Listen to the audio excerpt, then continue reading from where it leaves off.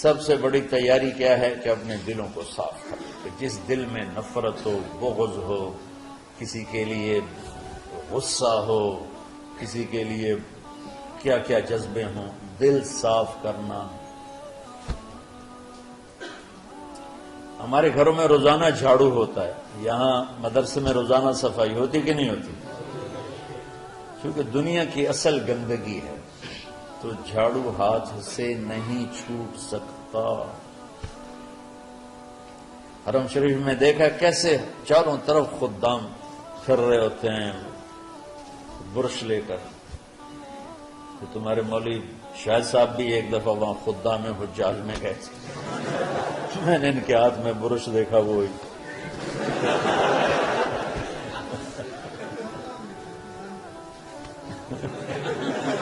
وہ حرم ہی ہے. کون سا سن تھا؟ 97. تو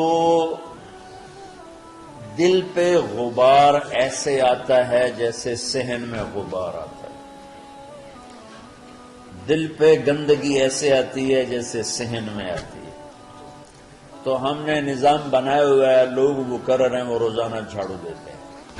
تمہارا دل ایک آنگن ہے، ایک صحن ہے، اس میں بغض، نفرت، حسد، پتہ نہیں کیا کیا گندگیاں آئیں گی اور آتی رہیں گی. بچوں ایک کام کرو، جھاڑو پکڑ لو، صاف کرو. یا اللہ معاملہ تجھ سے کرنا ہے، لوگوں سے نہیں. کسی نے برا کہا، کسی نے غیبت کی، کسی نے گالی دی، کسی نے دھکا دیا، کسی نے حق مارا، کسی نے کچھ کیا. یا اللہ تیرے سپرد میں نے اپنے دل کو سب سے صاف کیا، میں نے اپنے دل کو سب سے صاف کیا. یہ اتنی بڑی عبادت ہے کہ بڑے بڑے نفلوں والے، تہجد والے، حج عمرے روزے والے تمہیں نہیں پکڑ سکیں، کیونکہ اس کا کرنے والا دنیا میں کوئی نہیں.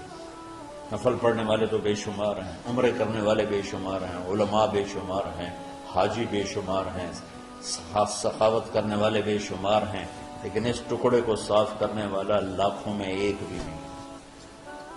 مشکل کام، آپ یہ سیکھ لیں. صاف کرو، صاف کرو، صاف کرو.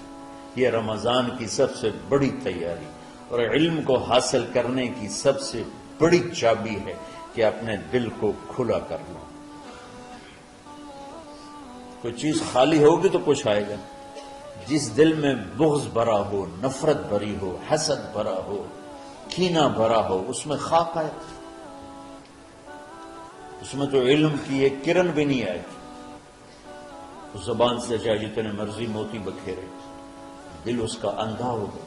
لا تعمل الابصار ولكن تعمل القلوب التي في الصدور. یہ آنکھوں سے اندھے نہیں، دل سے اندھے ہیں. تو بچوں اپنے دل کو صاف کرنا سیکھو. تو کتنی مشہور حدیث ہے، آپ نے کہا اس دروازے سے ایک جنتی آ رہا. ایک انصاری صحابی داخل ہوئے، جوتا ہاتھ میں، داڑھی میں وضو کا پانی. اگلے دن اس دروازے سے ایک جنتی آ رہا ہے، تو ایک صحابی آئے، ہاتھ میں جوتا، داڑھی میں وضو کا پانی. وہی صحابی اگلے دن اس دروازے سے ایک جنتی آ رہا ہے، تو وہی صحابی 3 دن جنت کی بشارت لیے. اس صحابہ کی جماعت میں ایک شخص ہیں جن کا نام ہے عبداللہ بن عمرو بن عاص.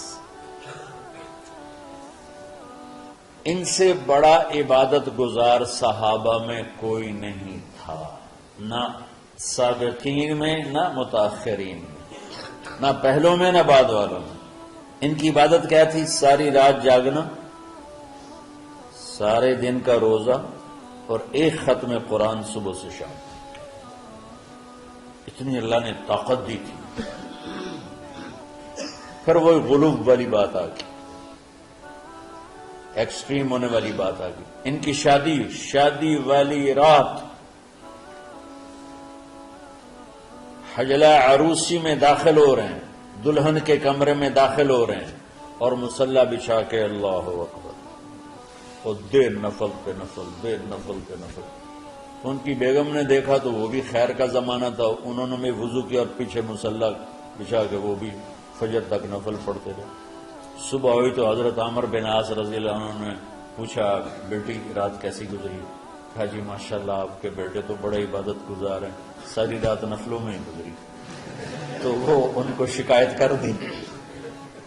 حضرت عمر بن عاص کو اتنا غصہ چڑھا، وہ بیٹے کو تو کچھ نہیں کہا، کتنی حکمت کی بات ہے، سیدھے گئے اللہ کے نبی کے پاس، یا رسول اللہ یہ عبداللہ دیکھیں کیسا نادان ہے، اس کی شادی کی ساری رات نفل پڑھتا رہا۔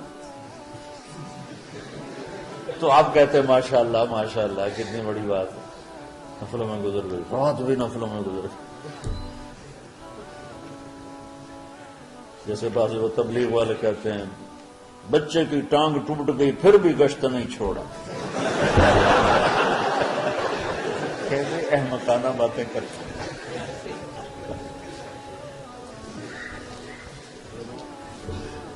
تو آپ نے حضرت عبداللہ بن عمر کو بلا کے ڈانٹا کہ تو نے مہینے میں 3 دن روزے رکھنے ہیں، بس نہیں رکھنے، اور ہفتے میں 1 قرآن ختم کرنا ہے۔ کہا یا رسول اللہ میرے اندر طاقت زیادہ ہے۔ تو اچھا 15 دن روزے رکھنے، یعنی میرے اندر طاقت زیادہ ہے۔ آپ اس کو تھوڑا تھوڑا کر کے گھٹاتے رہے، اور وہ ہر دفعہ نہیں یا رسول اللہ میرے اندر طاقت زیادہ ہے۔ تو آخر میں آپ نے کہا اچھا چلو 100 میں داؤدی پہ آ جاؤ، 1 دن روزہ رکھو، 1 دن افطار کرو، اور 3 دن سے پہلے قرآن ختم نہیں کرو۔ تو آپ نے اس کو پیچھے کیا۔ یہ بیٹھے تھے اس محفل میں، ان کے دل میں آیا کیا یہ بزرگ مجھ سے زیادہ عبادت کرتے ہیں؟ رات میں ساری جاگتا ہوں، دن روزہ رکھتا ہوں، 1 ختم کرتا ہوں، تو جنت کی بشارت تو مجھے ملنی چاہیے تھی، ان کو کیسے مل رہی؟ یہ کسی کتاب میں نہیں لکھا کہ یہ ان کا جذبہ تھا، لیکن جو کہ میں ان کی سیرت کو جانتا ہوں تو مجھے خیال آتا ہے کہ ان کی نفسیات میں یہ بات آئی ہوگی، کیونکہ صرف انہی کو خیال آیا کہ میں جا کے دیکھتا ہوں کہ یہ بزرگ کیا کرتے ہیں۔ تو ان کے پاس پہنچ گئے، چاچا ذرا، وہ ادھیڑ عمر تھے، چاچا تو میرے ابا تھوڑے ناراض ہیں، کچھ دن آپ کے پاس گزارنا کا، بیٹا بسم اللہ آ جاؤ۔ اب رات ہوتے ہی عشاء کی نماز پڑھ کے انہوں نے جلدی سے چادر اوپر لی اور یوں سراغ کر کے ان چاچے کو دیکھنے لگے کہ اب یہ کیا ساری رات سجدہ کرے گا، اور ساری رات روتے روتے روتے روتے مصلی گیلا ہو جائے گا، یا ساری رات رکوع کرے گا، ساری رات قیام کرے گا، ساری رات قرآن پڑھے گا، اس تصور سے یوں دیکھ رہے۔ اور وہ بزرگ صحابی تشریف لائے، سرانے پہ سر رکھا، اللہ بسم کا منہ تو وہ آہیا ہو گئے۔ اب یہ دیکھ رہے ہیں ابھی اٹھیں گے، ابھی اٹھیں گے، ابھی اٹھیں گے، فجر کی اذان پہ اٹھے۔ اب یہ تو حیران پریشان ہو گئے کہ یہ کیا؟ اس زمانے میں تو منافق تہجد نہیں چھوڑتے تھے ڈر کے مارے کہ پتہ نہ چل جائے ہمارے کفر کا، تو یہ چاچا جنت بھی لے گیا تو ستا بھی پیا کہ چلو کل دیکھوں گا۔ اگلی رات پھر چادر سر پہ کر کے اور یوں سوراخ کر کے لیٹے ہوئے اور دیکھ رہے۔ چاچا پھر تشریف لے اور سرانے پہ سر رکھا، اللہ بسم کا منہ تو وہ آہیا ہو گئے۔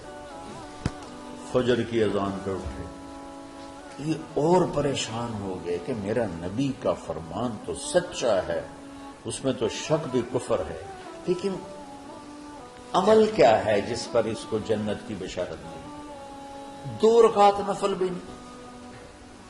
اور آج کے دور میں تم میں سے ماشاءاللہ اکثر بچے تہجد پڑھتے ہیں کہ 1 رات اور دیکھوں گا،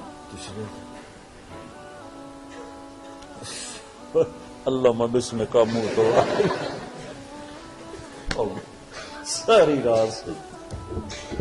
تو تیسری رات پھٹ پڑے عبداللہ بن عمر، کہنے لگے چاچا میری ابا سے کوئی لڑائی نہیں تھی، 3 دن میں تیرے بارے میں سنتا رہا، جنتی جنتی جنتی۔ میں دیکھنے آیا تھا کہ آپ کیا کرتے ہیں، آپ تو کچھ بھی نہیں کرتے ہو، ساری رات سوتے رہتے، اب کیا کرتے ہو؟ میں کہا بیٹا یہی ہے جو تم نے دیکھا ہے۔ اب ان کو سمجھ میں نہیں آ رہا کہ یہ جوڑ کیسے بٹھاؤں، ادھر جنت کی بشارت، ادھر ساری رات خراٹے، اب یہ اس میں جوڑ کیسے بٹھاؤں، کیونکہ نبی کی بات تو غلط ہو نہیں سکتی۔ تو اب وہ نا ایسے نا بڑے بے دل سے ہو کر واپس مڑے، پتہ نہیں کی چکر ہوئے گی کوئی گل۔ جب وہ دروازے تک پہنچے تو کہنے لگے بیٹا ادھر آنا، واپس آ گئے۔ کہا میں تمہیں اصل راز کی بات بتاتا ہوں۔ کیا ہے؟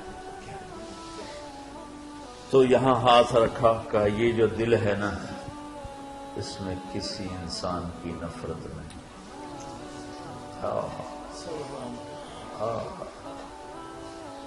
اور جب اللہ کسی کو رزق دیتا ہے، عزت دیتا ہے، مجھے کبھی حسد نہیں ہوا، مجھے خوشی ہوتی۔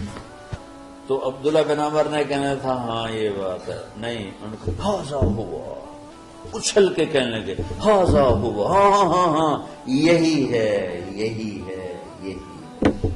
پھر کہنے کہ چاچا پر یہ میرے بس کا نہیں ہے، کون کرے گا یہ؟ اتنے بڑے آدمی ہو کر کہہ رہے ہیں کہ یہ میرے بس کا۔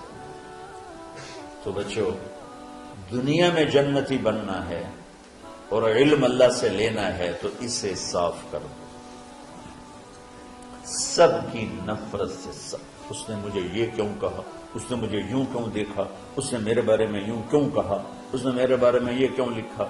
جس کی تعریف ہوتی میری کتنی برائی ہوتی، صرف تعریف تو نہیں، بھرا پڑا سوشل میڈیا مجھے گالیاں دیں۔ اللہ کے فضل سے میرے دل میں ایک ذرے کے برابر کبھی کوئی منفی جذبہ نہیں آیا، آئے تو میں دھو کے صاف کر دیتا ہوں کہ اللہ میں نے اپنے دل کو صاف کیا، میرا معاملہ تیرے ساتھ ہے، کسی کے ساتھ نہیں۔ یہی آپ رمضان کی سب سے بڑی تیاری، علم کے حاصل کرنے کا سب سے بڑا ہتھیار آپ کو بس یہ نہیں کہ تمہیں کتابیں یاد ہو جائیں، تمہیں اشعار یاد ہو جائیں، میں کتابوں کا حافظ تھا جب میں پڑھتا تھا، اور دیوانوں کا حافظ تھا اشعار کا، تم کچھ بھی نہیں یاد رہا، کیونکہ وہ پڑھائی والے راستے پر چلا نا، اللہ نے تبلیغ میں چلایا، پھر بیماریاں آ گئیں، مصروفیتیں آ گئیں، تو وہ مطالعہ ہی ختم ہو کے رہ گیا۔